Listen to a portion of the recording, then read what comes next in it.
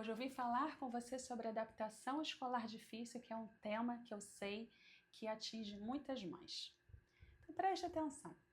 Se toda vez que chega a hora de ir para a escola, o seu filho chora desesperadamente, se agarra em você, implora para não ficar e você sai com o coração apertado e fica se perguntando: será que meu filho não está pronto? Será que eu estou fazendo algo errado? Será que ele vai ficar traumatizado? Fica aqui comigo porque hoje a gente vai olhar para isso com mais profundidade e com muito acolhimento. Eu já te adianto uma coisa: nem sempre é só adaptação escolar. Às vezes, a escola traz um medo antigo do corpo, o medo da separação, o medo da perda, a insegurança. Só que muitas crianças, elas passam por uma fase de ansiedade de separação, especialmente quando precisam se afastar do cuidador principal. Isso pode aparecer com choro, apego, medo, regressões, resistência em ficar em algum lugar novo. Mas isso é uma etapa do desenvolvimento para muitas crianças. Mas existe uma diferença entre a criança que chora e depois se regula com o tempo e com um adulto seguro, e a criança que entra em estado de pânico e apresentam sintomas físicos como dor de barriga, vômito, tremor, falta de ar, ou que não consegue se acalmar mesmo com dias e semanas passando. Quando isso é intenso, persistente e atrapalha muito a vida, a rotina, esse comportamento pode estar ligado a situações que aconteceram ainda na gestação ou no nascimento. E é aqui que entra o ponto principal. O comportamento é uma pista, uma mensagem. Para uma criança pequena, a escola não é só para ela aprender algo novo. Para a criança, a escola é um lugar em que ela vai ficar longe da sua base de segurança. Então, se dentro dela existe um alarme mais sensível, a separação parece ameaça. E esse alarme, ele não nasce do nada. Ele pode ser construído por vários fatores: temperamento, experiências de separação, contexto familiar e, principalmente, na visão da psicologia pré e perinatal, pelos registros gerados na criança durante o seu desenvolvimento embrionário e durante o nascimento. Se o corpo aprendeu desde muito cedo que o mundo é imprevisível, ele tende a ficar mais em alerta. E a escola, por ser um momento de separação e novidade, vira um gatilho perfeito. Agora eu quero que você pense comigo em alguns cenários que na prática clínica e na visão da psicologia pré e perinatal costumam aparecer por trás de adaptações muito difíceis. Uma gestação com muito medo, luto, solidão, sustos ou insegurança. Um parto traumático com dor ou sensação de não ter controle. Uma separação logo após o nascimento, onde o bebê precisou ficar internado ou ficou algumas horas longe da mãe. Experiências precoces em que a criança aprendeu que a mãe some e que demora a voltar, ou que o mundo é perigoso por algum motivo. E tem mais, a escola ela não é só separação, não. Na escola tem barulho, tem rotina, tem regras, grupos, expectativa, comparação. Para algumas crianças isso é como jogar o sistema nervoso numa piscina gelada. O corpo reage antes da mente entender. Mas é muito comum as mães dizerem o seguinte: em casa meu filho é tão tranquilo e chega lá na escola, ele muda completamente. Mas isso faz muito sentido, sabe por quê? Porque em casa ele está perto da base segura que é a mãe. Na escola a base segura fica longe.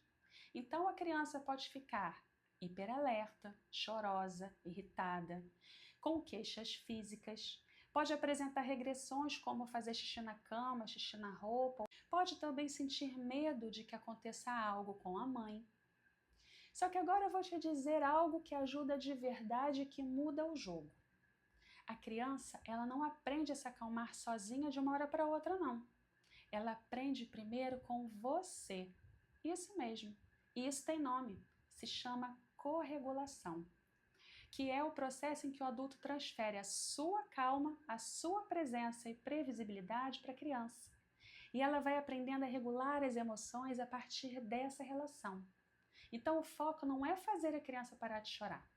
O foco é como a mãe se torna uma ponte de segurança no momento de separação. Na prática, algumas coisas simples podem fazer muita diferença. Você pode fazer uma despedida curta, firme e amorosa, mas sem sumir escondido. Pode criar um ritual que você faça sempre igual, falando as mesmas frases, o mesmo gesto. Assim você cria um código para o inconsciente da criança. E sempre que você fizer esse ritual, ela vai se sentir segura. Você pode também usar um objeto de transição, como um cheirinho, um paninho. Pode desenhar também um coração na mãozinha dela e dizer que é o seu coração que está ali pertinho dela. Pode também combinar com a escola um adulto âncora nos primeiros dias. E o que é isso? É alguém que pode estar ali perto com ela nos primeiros dias, que pode ser você ou outra pessoa da família, assim ela se sente segura. E principalmente validar a emoção sem aumentar o medo. Você pode dizer para ela: filha, eu sei que você está com saudade, mamãe também sente sua falta, mas eu volto logo. E quanto mais você entra em pânico ou fica ansiosa por dentro, mais o corpinho dele sente que é perigo. Então, antes de ajustar a criança, é a mãe que precisa ajustar o campo emocional. Então, agora eu vou tocar num ponto mais sensível, porque a maioria não se dá conta, mas quando para pensar, é libertador. Tem mães que, na hora da despedida, revivem sem perceber as suas próprias histórias de abandono, de rejeição, de solidão, de culpa, medo do julgamento, e a criança capta tudo isso. E o que ela diz com esse comportamento é o seguinte: mãe, eu não consigo me separar de você porque você não consegue me libertar.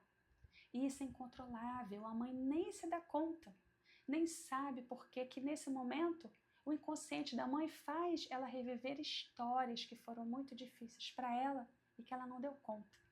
E ela se comporta desse jeito para proteger o filho. Então ela reage com medo e insegurança. Nós não somos apenas um corpo físico, nós também somos emoções, mente e alma. E reagimos a tudo isso. Depois de tudo isso que eu te falei, talvez você esteja se perguntando: será que foi por isso? Algumas dessas situações, ou várias delas, podem sim estar por trás da dificuldade de adaptação escolar de seu filho. Mas o mais importante agora não é buscar culpados e nem se culpar, é buscar consciência. Porque quando a mãe entende o que está por trás do comportamento, ela começa a se ver na história também. Começa a curar dentro dela aquilo que o filho está tentando expressar com essa dificuldade. O comportamento do seu filho na escola não é birra, é um pedido de ajuda. E esse pedido tem uma origem. Mas com acolhimento, escuta e presença, você pode começar a ajudar ele a reconstruir essa sensação de segurança. Aos poucos, ele vai aprendendo que agora ele não precisa mais estar em alerta o tempo todo. Agora ele tem você e isso muda tudo. Mas muitas vezes, só acolher e conversar não é o suficiente. E é quando as mães chegam até mim dizendo: Roberta, eu já tentei de tudo e nada mudou. Então a gente começa a olhar para a causa emocional que está por trás. Porque o que está travando seu filho está guardado no inconsciente dele. E pode ser a história da própria mãe.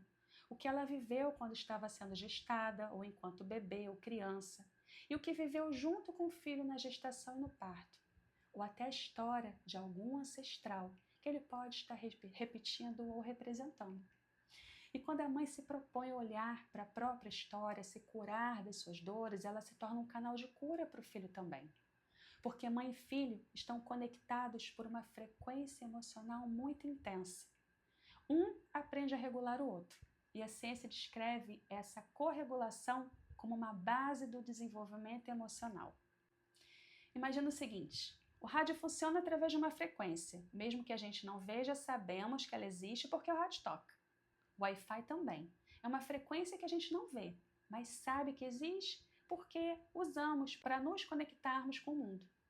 A conexão entre mãe e filho funciona assim também. A gente não vê, mas sente. Se a mãe está estressada, o filho fica estressado. Se a mãe está triste, o filho absorve essa tristeza. É como uma fita cassete que toca só aquela mesma música várias vezes. Essa música é um imprint, o registro do medo, da dor, do não estou seguro. E esse roteiro segue rodando dentro da criança até que alguém decida mudar a música, mudar a história.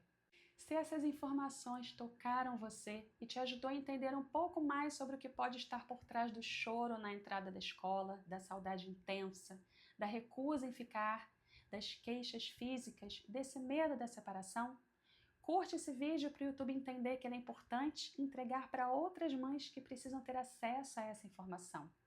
Também se inscreva aqui no meu canal para receber mais vídeos como esse e compartilhe com outras mães que você conhece.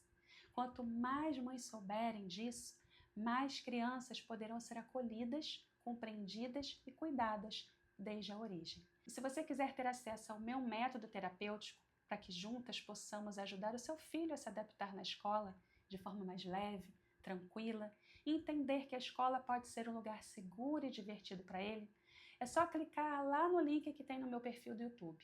E lembre, o comportamento do seu filho é uma mensagem. E quando a gente entende essa mensagem, tudo muda.